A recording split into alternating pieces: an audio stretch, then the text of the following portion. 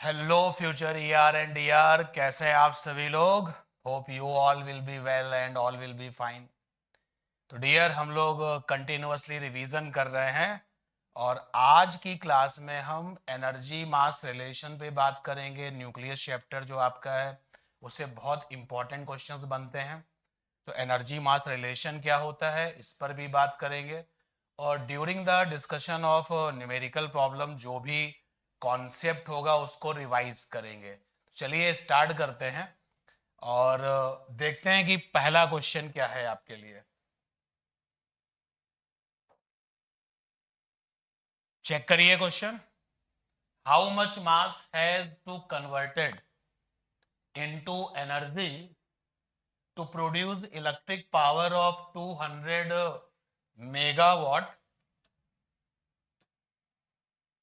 for 1 hours। तो energy मास की बात हो रही है आज की क्लास में, एनर्जी मास रिलेशन की बात हो रही है। तो हमें ये पता है कि जब हम बात करते हैं न्यूक्लियस चैप्टर की तो energy equivalent to mass, mass equivalent to energy. मतलब एनर्जी को आप मास के टर्म्स में और मास को आप एनर्जी के टर्म्स में लिख सकते हैं। और वो जो रिलेशन है जिसमें आप लिख सकते हैं that is energy is equal to mass into में सी स्क्वायर, जहां पर जो सी है that is speed of light. यानी कि अगर आप मास को लेकर के आते हैं किलोग्राम में, अगर मास है इन केजी तो जो सी की वैल्यू है दैट इज 3 × 10⁸ मीटर पर सेकेंड और होल स्क्वायर लगाएंगे तो एनर्जी का जो आंसर है वो जूल में आएगा।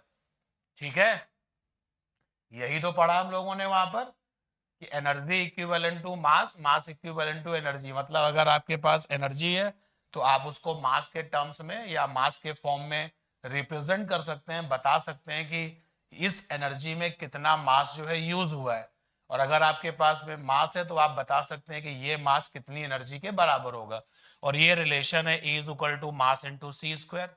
और अगर आप मास केजी में ले रहे हैं तो आपको पता है कि स्पीड ऑफ लाइट जो है एसआई में इसकी वैल्यू 3 × 10⁸ मीटर पर सेकेंड होती है। तो जूल में आंसर आएगा। और यहीं पर अगर आप इसी रिजल्ट में अगर मास को आप ले लेते हैं एएमयू में, अगर मास आपने एएमयू में लिया हुआ है तो मास अगर एएमयू में है, mass is in AMU atomic mass unit. Atomic mass unit को सिंपली यूनिट भी लिखा जाता है एएमयू या फिर यू, ऐसे लिखा जाता है एटॉमिक मास यूनिट, या सिंपली इसको यू फॉर यूनिट से लिखा जाता है। तो अगर आप मास को एएमयू में ले रहे हैं, ध्यान देना बहुत इंपॉर्टेंट पॉइंट है, अगर आप मास को एएमयू में ले रहे हैं तो जो ये सी स्क्वायर है आप इसकी जगह पे डायरेक्टली 931 लिख देते हैं, 931। और अब ये जो एनर्जी आती है वो मिलियन इलेक्ट्रॉन वोल्ट में आती है। अगर मास को आप एएमयू में लेंगे तो सी स्क्वायर की जगह पे directly 931 million electron volt replace करिए और अब आपको जो एनर्जी मिलेगी वो MeV में मिलेगी, मिलियन इलेक्ट्रॉन वोल्ट में मिलेगी। एंड 1 AMU ये जो मास है आपका, जिसको कि हम लोग सिंपली U भी लिखते हैं, दैट इज 1.67 × 10⁻⁻27 किलोग्राम। तो ये सारे कॉन्सेप्ट पॉइंट जब हमने डिस्कस किए तो क्वेश्चन देखते हैं एक बार और क्या कह रहा है। कह रहा how much mass converted into energy, mass को कितना मास एनर्जी में कन्वर्ट होगा जिससे कि हमको इतनी पावर मिल जाए 1 आवर्स में। तो क्वेश्चन में क्या क्या गिवन है, क्वेश्चन में हमको पावर गिवन है, पावर इज इक्वल टू होता है क्या, एनर्जी अपॉन टाइम। तो यहां से आपको एनर्जी मिल जाएगी पावर इनटू टाइम, और एनर्जी यहां पर है, पावर है यहाँ पे 200 मेगावाट, यानी 200 × 10⁻⁶ ये वॉट हो गया, और टाइम यहाँ पर 1 आवर है, तो 1 आवर, क्योंकि all the options are given in kilogram, मतलब एसआई में सारे के सारे ऑप्शन दिए गए हैं, so we should solve in SI system of unit. तो एसआई में जो एनर्जी है वो जूल होनी चाहिए, तो हमने पहले पावर को वॉट में लिख लिया और टाइम को सेकंड बनाइए, तो ये हो जाएगा 60 इंटू 60। तो ये हमारे पास में एनर्जी है, और इस एनर्जी को बनाने में कितना मास हमने एनर्जी में कन्वर्ट किया है। अप्लाई करिए, E is equal to M into C square. तो एनर्जी है 6 इंटू 6, यानी ये 2 ले लिया, ये 6 हो गया, ये 6 हो गया, कितने जीरो और रह गए, यहाँ पे 2 जीरो हैं, 1 1 3 4, यानी कि ये हो गया 10 की पावर 10। जीरो एक बार फिर काउंट कर लेते हैं, 10 की पावर 6 7 8 9 10, ये एनर्जी आ गई। मास हमें चाहिए, और स्पीड ऑफ लाइट, क्योंकि हम एसआई में जा रहे हैं, तो 3 10 टू दी पावर 8, तो 3 10 टू दी पावर 8 का स्क्वायर। तो यहां से डियर मास आएगा 2 into 6 into 6 10 to the power 10 whole upon 9 into 10 to the power 16। Cancel करिए, 3 2 3 3 एंड 3 2 2 2 4 2 8, और ये आएगा 10 की पावर -6 किलोग्राम। दिखा कहीं पर चमक रहा है ये आंसर, ये गया सेकेंड ऑप्शन। क्लियर?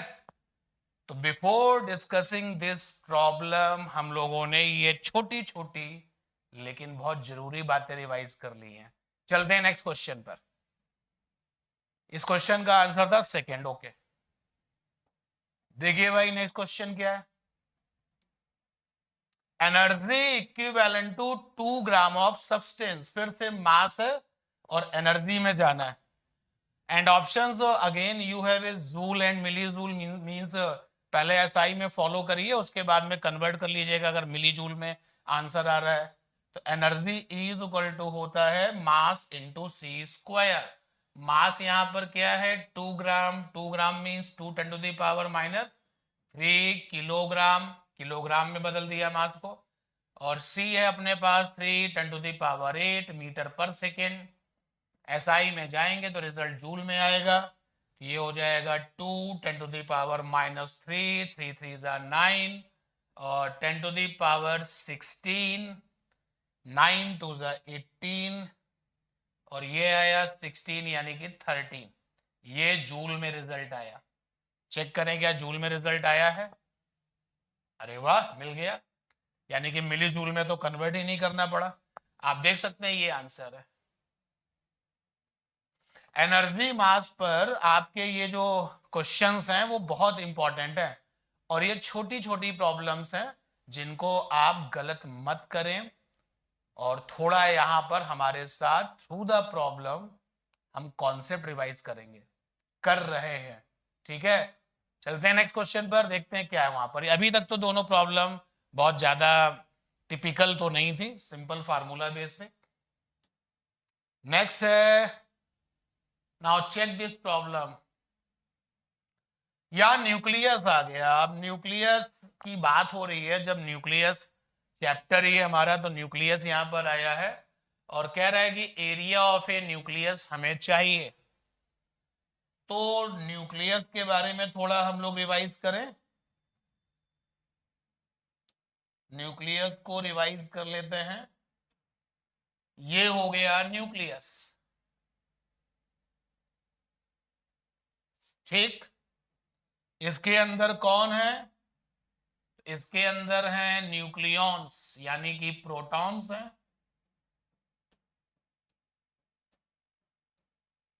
ये रहे प्रोटॉन्स, और इसके अंदर क्या है, इसके अंदर हैं न्यूट्रॉन्स।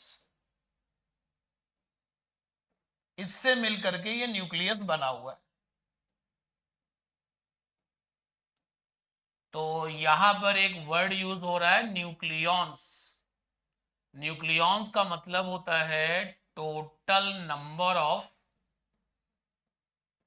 प्रोटॉन्स प्लस न्यूट्रॉन्स, और ये न्यूक्लियस के अंदर है। और ये टोटल न्यूक्लियॉन्स को हम लोग कैपिटल ए से रिप्रेजेंट करते हैं।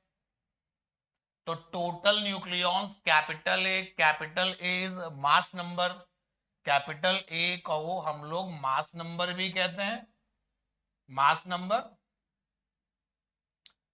और इसको हम लोग टोटल न्यूक्लियॉन्स भी कहते हैं, टोटल न्यूक्लियॉन्स। क्लियर? अभी हम क्वेश्चन पे आएंगे, लेकिन थोड़ा सा इसमें न्यूक्लियस के जो छोटे से कॉन्सेप्ट है रिवाइज कर लेते हैं। तो अब आप देख सकते हैं और अपना खुद का थोड़ा सा एक जनरल सेंस यूज कर सकते हैं। अगर न्यूक्लियॉन्स का नंबर ज्यादा होगा, और अगर हम यहां पर न्यूक्लियस की रेडियस को कैपिटल आर से लिखें, न्यूक्लियस का रेडियस कैपिटल आर है, कैपिटल आर यहां पर है न्यूक्लियस का radius, radius of nucleus.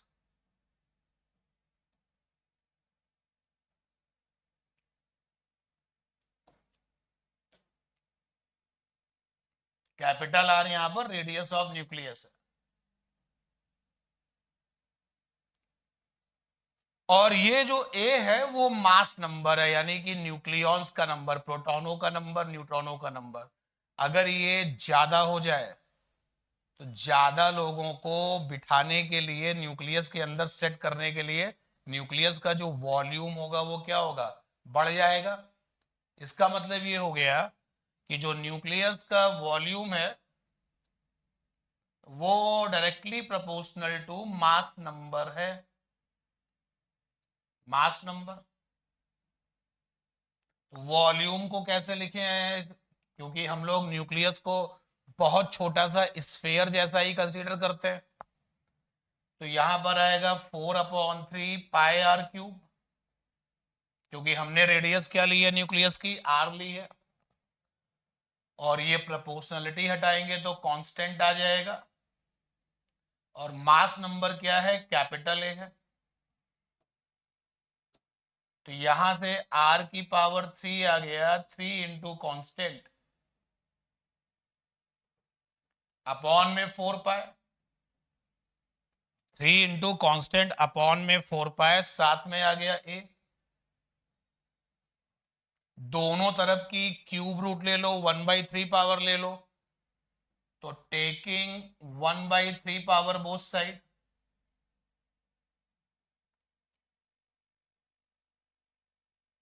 Power both sides,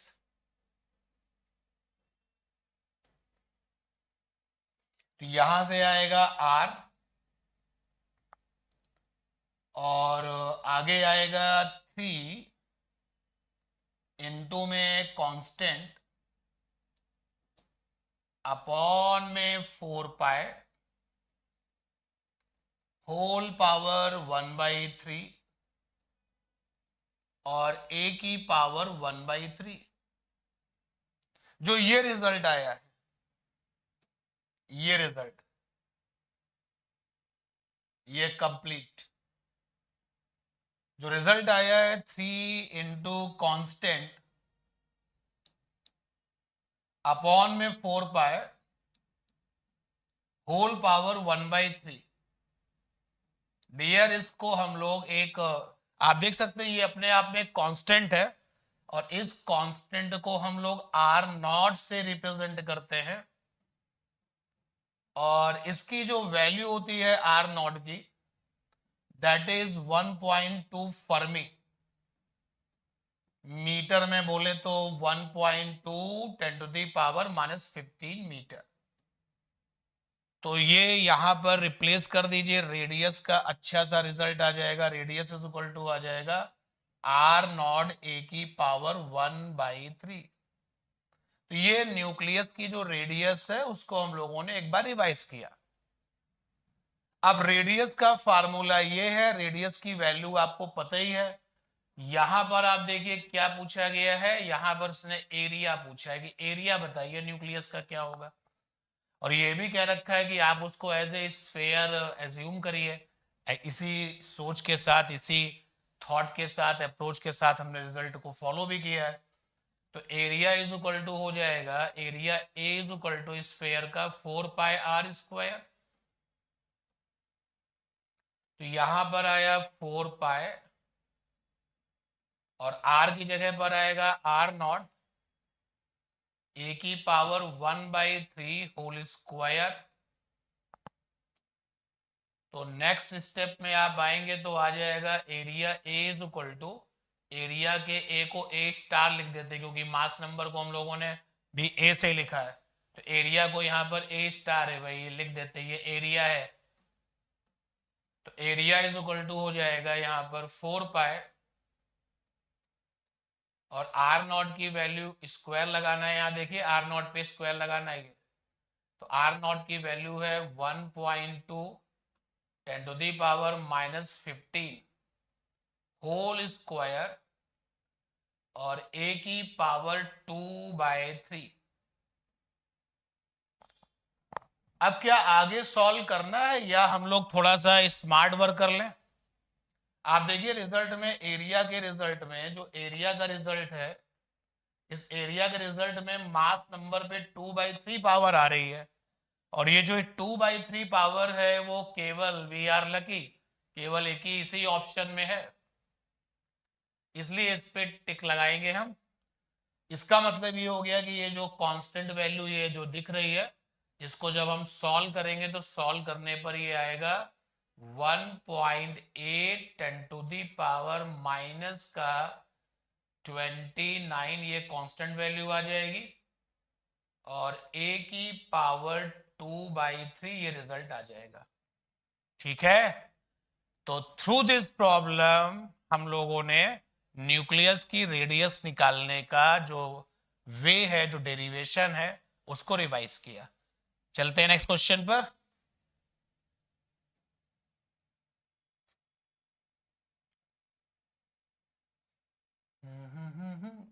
are radius है न्यूक्लियस की, ए मास नंबर है, तो लॉग आर वर्सेस लॉग ए का ग्राफ क्या होगा? तो हम लोगों ने अभी देखा कि r इज इक्वल टू था r0 a to the power 1/3, log लगा दीजिए, attach the log, operator log यहां पर आया लॉग r, यहां पर आएगा log r0 a to the power 1/3। और आपको कई बार बता चुका हूं कि लॉग अगर लिखा है ना, तो यहां जो ये बेस होता है वहां पे अगर कुछ नहीं लिखा, बेस इज मिसिंग, आपको लिखा हुआ नहीं दिखाई दे रहा है, तो अगर बेस में कुछ लिखा नहीं है इसका मतलब बेस ई है। ठीक है, और यहां पर और आगे जाएंगे तो लॉग की प्रॉपर्टी लगाइए, log r is equal to log r0 plus log a to the power 1/3, क्योंकि हम सब जानते हैं कि log x into Y is equal to होता है log x प्लस का log y। ये प्रॉपर्टी हमने कहां अप्लाई कर दी है? यहां अप्लाई कर दी है, ये देखिए। और एक रिजल्ट, एक लाइन और लिखते हैं, log r is equal to log r0 और प्लस का 1/3 log a। कौन सी प्रॉपर्टी लगा दी? log x to the power n अगर है तो होता है n log x। ये प्रॉपर्टी कहां अप्लाई कर दी है हमने? ये प्रॉपर्टी यहां अप्लाई कर दी है, तो ये रिजल्ट आ गया। और अब हमें log r versus log a का ग्राफ बनाना है। तो जनरल वे में जो पहले होता है, मतलब जिस जिस फिजिकल क्वांटिटी को हमने पहले कॉल किया है वो y एक्सिस पे होती है, जनरल वे यही है इसका।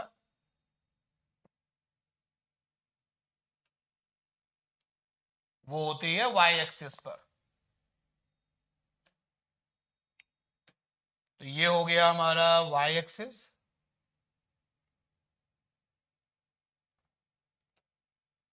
यहां पे किसको लेना है, लॉग आर को लेना है। और जो दूसरी फिजिकल क्वांटिटी है नथिंग से स्पेशली, तो जनरल वे में हम उसको एक्स एक्सिस पे काउंट करते हैं। ये आया हमारा लॉग ए। तो जरा फील कर लीजिए भाई, वाई एक्सिस पे किसका कब्जा है, लॉग आर का। तो लॉग आर की जगह पे लिख दिया Y is equal to, X axis पे किसका कब्जा है, एक्स एक्सिस पे कब्जा है लॉग ए का। तो लॉग ए की जगह पे लिख दिया एक्स। तो ये इक्वेशन किस तरीके का है दिखाई दे रहा है, ये इक्वेशन है स्ट्रेट लाइन का। क्योंकि अगर कोई स्ट्रेट लाइन इक्वेशन ऐसी दिखती है, y is equal to constant x और प्लस कांस्टेंट, तो जो ग्राफ आता है वो स्ट्रेट लाइन आता है और इस तरीके का ग्राफ आता है, लाइक दिस। अगर ग्राफ बनाएंगे तो ग्राफ ऐसा आएगा। तो यहां पर जो ग्राफ है वो इस तरीके से आएगा, लाइक दिस। ग्राफ नहीं पूछा था, नेचर पूछा था, but here the main motto is discussion of problem with concept revision, and that is why I have done the complete all about this particular questions. Clear हो रही है ना बात हमारी। नेक्स्ट क्वेश्चन पे चले, देखते हैं वो पॉइंट, वो क्वेश्चन हमें क्या रिवाइज कराएगा। अब अगर मान लीजिए नेक्स्ट टाइम इस क्वेश्चन में लाइन बने, 4 options are given and ask कि which one will be the graph, तो आप देखो ग्राफ का लुक भी है ये। अच्छा, यहां पर जो ग्राफ है मैथमेटिकली अगर ग्राफ देखा जाए तो मैथमेटिकली ग्राफ ये होगा, बट यहाँ पर हम इस ग्राफ को ऐसे नीचे नहीं ले जाएंगे क्योंकि लॉग ए जो है वो आपका निगेटिव तो होता नहीं है, एंड दैट इज वाई वो पोर्शन वहां पर हमने नहीं दिखाया। पर नेचर दोनों की सेम है, मैच कर रही है। नेक्स्ट,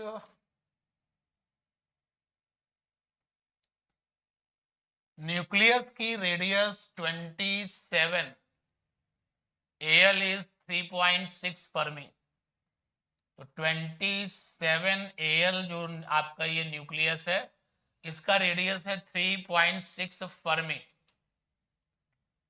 तो Cu 64 की रेडियस चाहिए, 64 Cu की रेडियस चाहिए, and we all are lucky कि थोड़ी देर पहले हम लोगों ने एक रिजल्ट पूरा डिटेल में डिस्कशन किया। तो रेडियस न्यूक्लियस का फार्मूला था a⁻⁴ और यहां पर जो r फॉर रेडियस है, ये r0 तो कांस्टेंट है, तो you can see r proportional a⁻⁴। तो from the here you can form the result relation a1/a2 whole power 1/3। तो r1 मींस पहले कितना रेडियस था, तो r1 मींस पहले रेडियस था 3.6 फर्मी। अब कितना रेडियस है, r डैश है। a1 पहले कितना मास नंबर था, 27 था। अब कितना मास नंबर है, यानी कि न्यूक्लियॉन्स नंबर, वो 64 है। आप सबको पता है कि when we represent the nucleus, तो ऐसे होता है, ये न्यूक्लियस का सिंबल होता है इधर। जो भी कॉपर का न्यूक्लियस है तो Cu लिखोगे, कोई और है तो फिर आप वही सिंबल लोगे। और यहाँ पे Z लिखते हैं, Z मीन्स टोटल प्रोटॉन्स, और यहाँ पर लिखते हैं A, कभी कभी इधर भी लिखते हैं A। तो ऊपर आपका मास नंबर होता है ये, और whole power 1/3।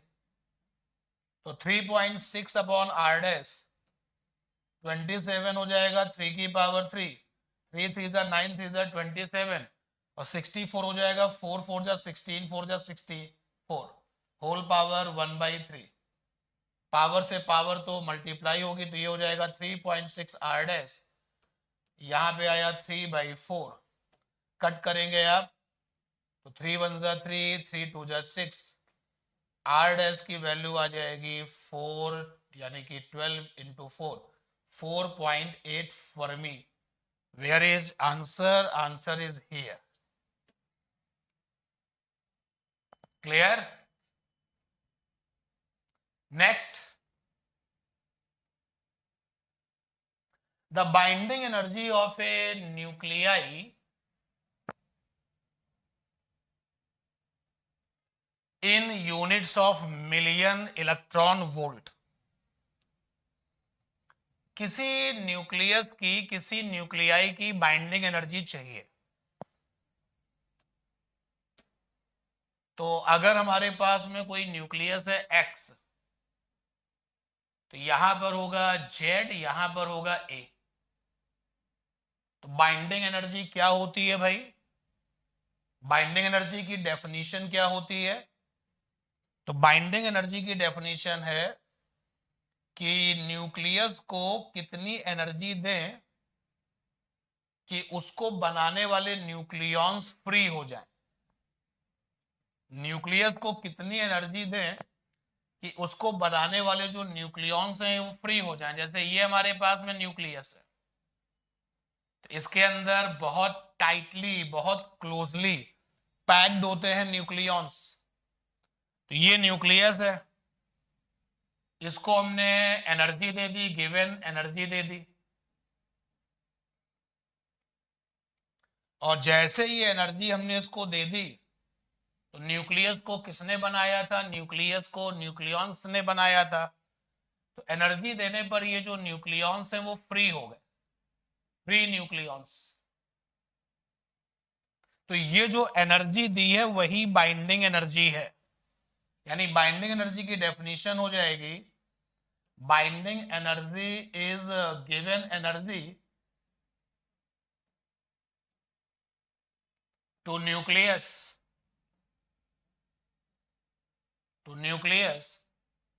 by using which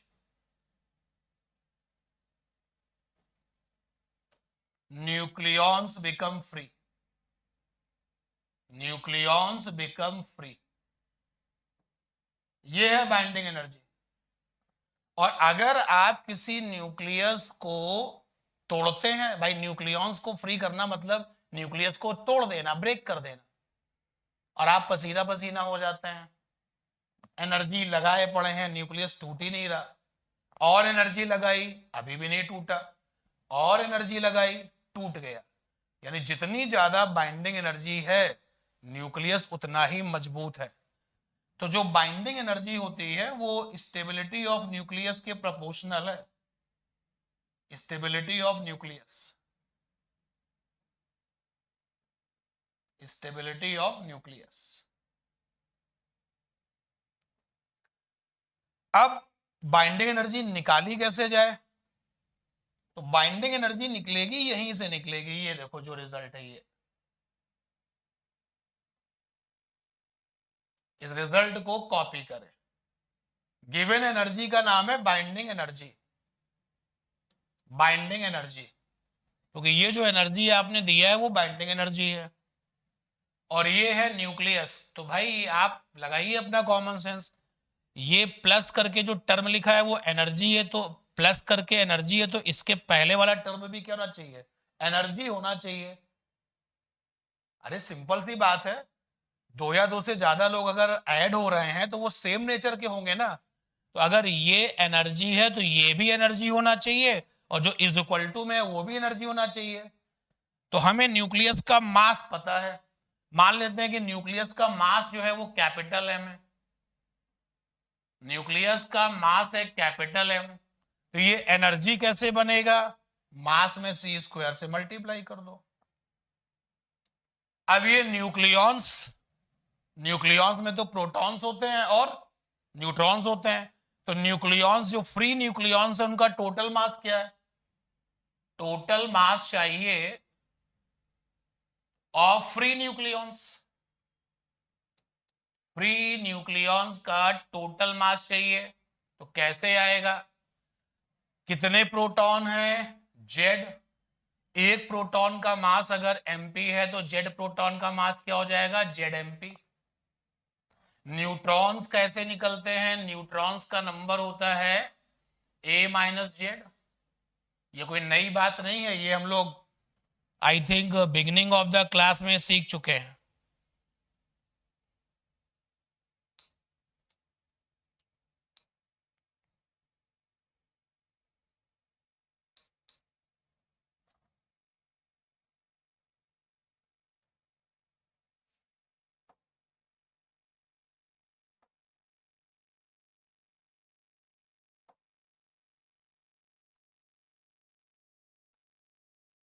ये था आपका फर्स्ट पेज क्लास का, आज की क्लास का। ये था सेकंड पेज।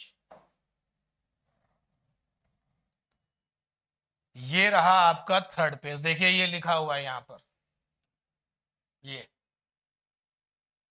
कैपिटल ए के बारे में लिखा हुआ है। कैपिटल ए क्या होता है? कैपिटल ए ये भी लिखा हुआ है, ये देखिए, टोटल नंबर ऑफ प्रोटॉन्स। तो capital A is equal to total number of protons यानी कि जेड, और टोटल नंबर ऑफ न्यूट्रॉन्स अगर हम एन से लिखें तो यहाँ पे न्यूट्रॉन्स का जो नंबर है वो क्या हो जाएगा? A-Z। और इसी बात को हम वहां पर यूज कर रहे हैं।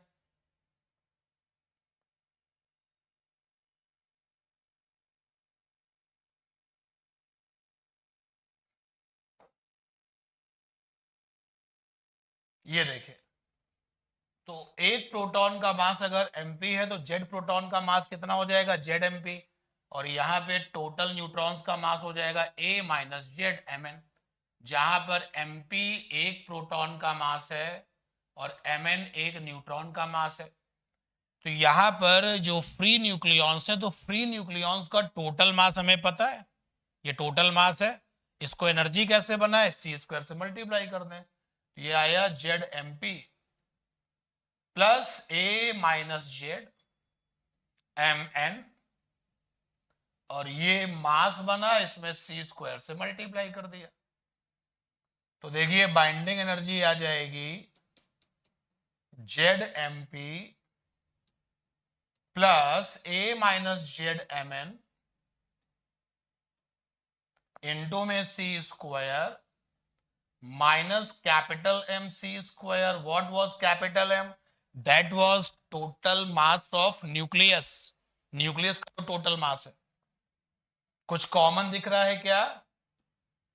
तो binding energy will be ZMP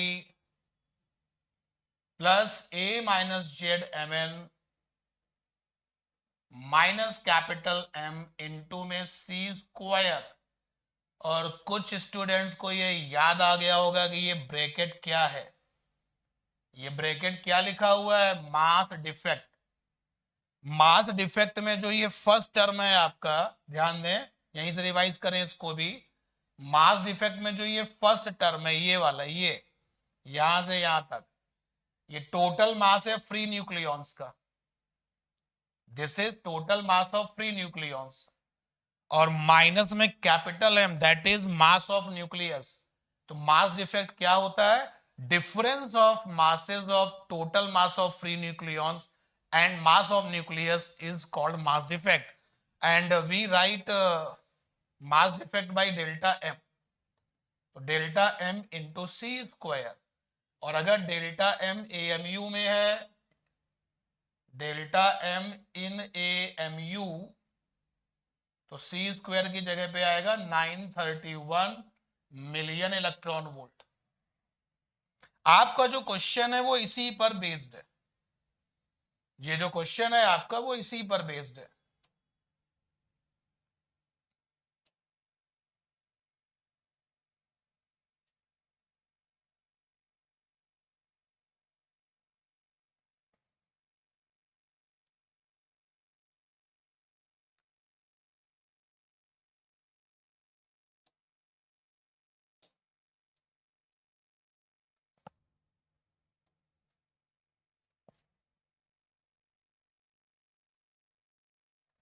okay, कोई बात नहीं भाई, सिलेक्ट नहीं हो रहा, कोई बात नहीं।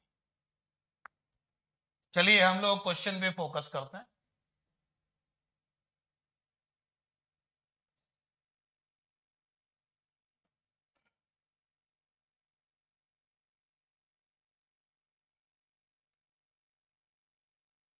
ये देखिए क्वेश्चन पर फोकस करते हैं भाई।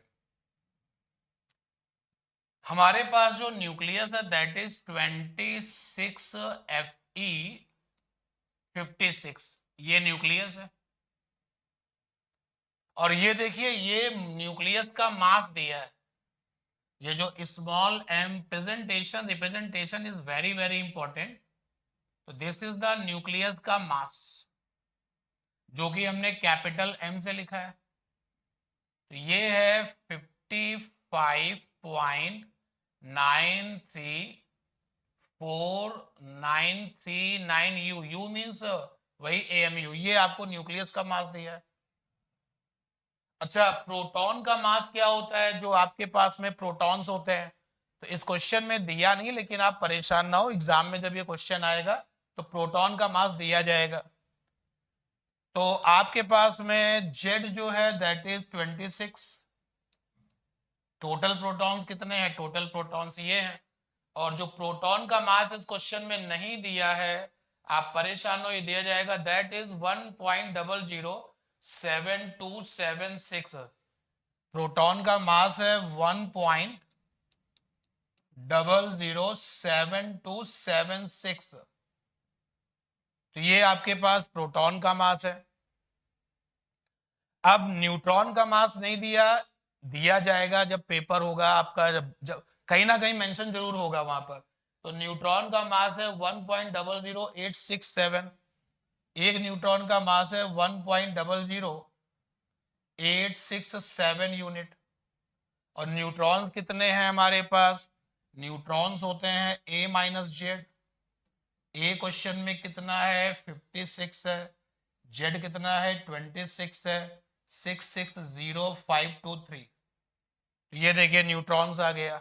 तो जल्दी से डेल्टा एम निकाल लेते हैं, जिसको कि मास डिफेक्ट कहते हैं। तो डेल्टा एम का फार्मूला ये है, Z M P plus A minus Z M N, और माइनस का capital M. Z means 26, MP means proton का मास, एक प्रोटॉन का मास है 1.00726 plus A minus Z is 30 and neutron का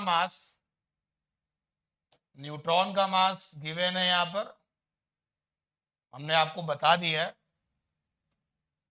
तो 1.00867 और माइनस न्यूक्लियस का मास आपको गिवन है 55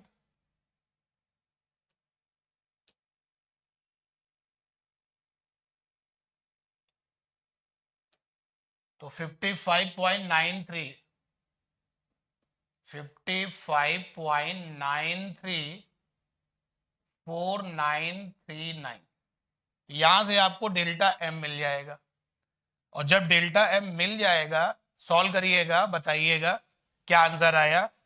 तो डेल्टा एम आपको जो मिलेगा वो मिलेगा आपका AMU में मिलेगा। ये AMU में डेल्टा आ जाएगा, डेल्टा एम। और उसके बाद बाइंडिंग एनर्जी जो पूछी गई है क्वेश्चन में, बाइंडिंग एनर्जी जो क्वेश्चन में पूछी जा रही है, क्योंकि मास डिफेक्ट हमको मिला है AMU में, तो binding energy is equal to हो जाएगा डेल्टा एम इंटू में 931 million electron volt. Text book की प्रॉब्लम है बेटा, और आपको अगर वहां पर अपने एग्जाम में, स्पेशली बोर्ड एग्जाम में इसी तरीके से क्वेश्चंस आएगा, तो कैलकुलेशन तो करना ही पड़ेगा विदाउट एनी एक्सक्यूज। मैंने नहीं किया, आपको करना है और बताना है कि क्या आंसर आ रहा है। ठीक है, मैंने आपको प्रोसेस बता दिया। अब देखिए इस क्वेश्चन में सब कुछ दिया है, ठीक से अच्छे से दिया हुआ है।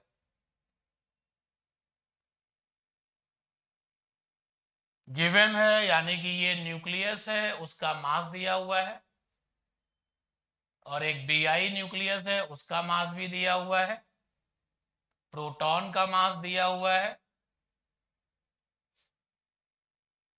और न्यूट्रॉन का मास दिया हुआ है। बाइंडिंग एनर्जी पर न्यूक्लियन पूछा गया।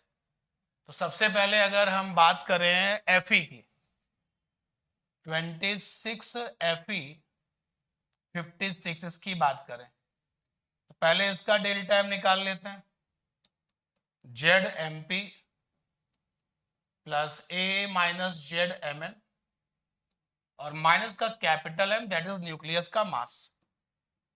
तो Z means 26, MP means proton का मास गिवन है 1.007825 plus A for 56, 26 Z is 26, Mn is neutron का मास 1.008665 and minus capital M is nucleus का मास, ये दिया है 55.934939 सारे मासेस दिए हैं, तो ये इजिली सॉल्व हो जाएगा आपके लिए। 26 इंटू 1.007825। आईएससी बोर्ड को तो कोई प्रॉब्लम नहीं होगी क्योंकि कैलकुलेटर उनके यहाँ अलाउ है। यूपी बोर्ड और सीबीएसई बोर्ड स्टूडेंट्स कैलकुलेशन करना ही पड़ेगा भाई, मेंटली तैयार रहिए। 30 इंटू 1.008665 that is 30.25995 और माइनस में है 55.934939। तो 26.20345 इससे माइनस किया जाए 55.934939, तो मास का जो डिफरेंस है वो आया 0.528461। ये हम बात कर रहे हैं Fe के लिए, मास डिफेक्ट आ गया। तो बाइंडिंग एनर्जी क्या हो जाएगी इसके लिए, Fe के लिए, तो डेल्टा M इंटू में 931, सी स्क्वायर नहीं लिख रहा है क्योंकि मास का डिफेक्ट हमको AMU में दिया हुआ है, बट क्वेश्चन इज आस्किंग कि बाइंडिंग एनर्जी पर न्यूक्लियन क्या है। तो यहां पर बाइंडिंग एनर्जी और न्यूक्लियॉन्स माने A, तो डेल्टा M, क्वेश्चन में डेल्टा M 0.528461 इंटू 931 और Fe के लिए A जो है वो 56 है।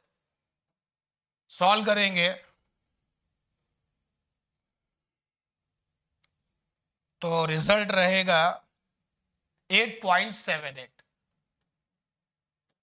Million electron volt. And you follow the same process for the next, ये जो BI आपका न्यूक्लियस है उसके लिए। तो इस तरीके से मुझे लग रहा है कि ये ऑप्शन आएगा।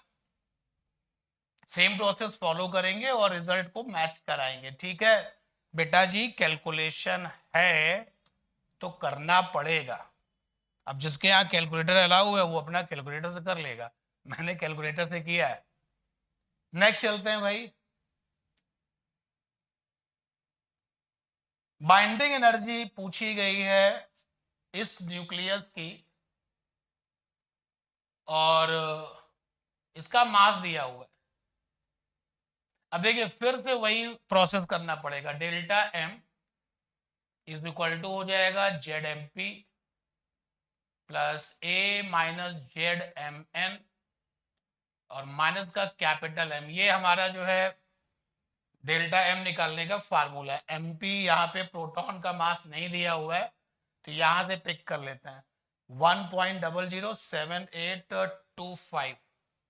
तो प्रोटॉन का मास है 1.007825 U मींस AMU यानी कि यूनिट, और न्यूट्रॉन का मास यहां पर गिवन है 1.008665। 008665 यूनिट। तो जेड फॉर क्वेश्चन में 7 है। एमपी डोंट वरी, वहां आपको कहीं ना कहीं पूरे पेपर में ये सब कांस्टेंट वैल्यू आपको दी जाएगी, इसके लिए परेशान ना हो। ए फॉर यहाँ पर 14 है, माइनस का 7, mn ये रहा mn 1.008665 और माइनस का मास ऑफ न्यूक्लियस, क्वेश्चन में मास ऑफ न्यूक्लियस ये गिवन है 14.00307। सॉल्व करेंगे तो डेल्टा एम निकल आएगा। Now I am using the calculator, तो मैं सॉल्व करता हूं, आपको दिखाता हूं कि आंसर क्या आएगा। मैं अपने आप को आईएससी बोर्ड का स्टूडेंट मान लेता हूं। तो 7 इंटू 1.007825, तो ये तो आ गया 7.054775 प्लस 7 इंटू 1.008665 7.06065 माइनस का 14.00307 प्लस 7.054775 माइनस 14.00307, ये आया 0.112। ये एएमयू में आया, या यूनिट मास का यूनिट केवल लिख सकते हो आप। तो बाइंडिंग एनर्जी पूछी गई थी, तो binding energy is equal to delta M into में 931 मिलियन इलेक्ट्रॉन वोल्ट। तो सॉल्व करेंगे तो रिजल्ट विल बी 104 लगभग में आ गया, अप्रोक्सीमेशन। तो there are some small problems, मतलब कंसेप्चुअली देखा जाए तो वो छोटी प्रॉब्लम है, क्योंकि ज्यादातर प्रॉब्लम में आपको वही बार बार मास डिफेक्ट और उसके बाद एनर्जी का रिलेशंस फॉलो करना पड़ रहा है। कैलकुलेशन होगा और यूपी बोर्ड और सीबीएसई बोर्ड के बच्चों को ये कैलकुलेशन करना पड़ेगा। तो बेटा आपने अभी तक किया है, कई बार एग्जाम दिए तो आपने किया है, तो आई होप आपको ये इस थ्रू द प्रॉब्लम जो कॉन्सेप्ट रिवाइज किए गए हैं वो अच्छे से समझ में आ गए होंगे। तो इसी तरीके से रिवीजन चलता रहेगा और हम सब आपकी हेल्प करते रहेंगे। मिलते हैं नेक्स्ट क्लास में। Thank you everyone.